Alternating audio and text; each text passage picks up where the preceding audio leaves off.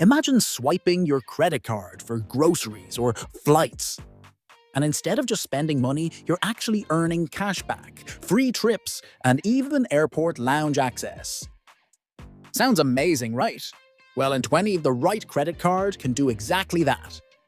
Today, let's look at the best credit cards for cashback and travel. And by the end, you'll know which one fits your lifestyle. Chase Sapphire Preferred. One of the most popular travel cards in the US. Why? Because you get a huge sign-up bonus, great points on dining and travel, and flexibility to use rewards with airlines and hotels. At about $95 per year, it's perfect for beginners in travel rewards. Capital One Venture X. This is the premium option.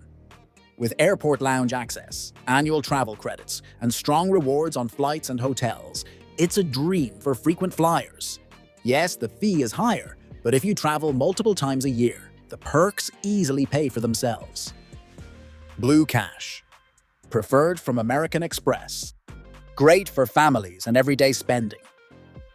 It gives high cash back on groceries, streaming, and even transit. If most of your money goes into household expenses, this one can save you hundreds of dollars a year. Citi Double Cash card. Simple, no nonsense. But cash back on everything you buy. No rotating categories, no confusion. Perfect for people who just want straightforward value with no annual fee. Discover it cashback. This one is fun. You get rotating bonus categories like gas, dining, or online shopping. Plus, in your first year, Discover doubles all the cashback you earn. That means if you make $200, they turn it into $400. Remember, the best card depends on your lifestyle. If you travel a lot, go for Chase Sapphire or Venture X.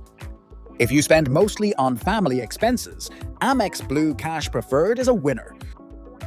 If you want it simple, Citi Double Cash or Wells Fargo, Active Cash are solid. And no matter what, always pay your balance in full, because rewards aren't worth it if you're paying high interest. So those are the top credit cards for cashback and travel in 25. My question for you is, if you could only choose one card this year, which one would it be? Drop your pick in the comments. I'd love to see what most people are using. And don't forget to like this video, subscribe for more money tips, and share it with a friend who's looking for a new card.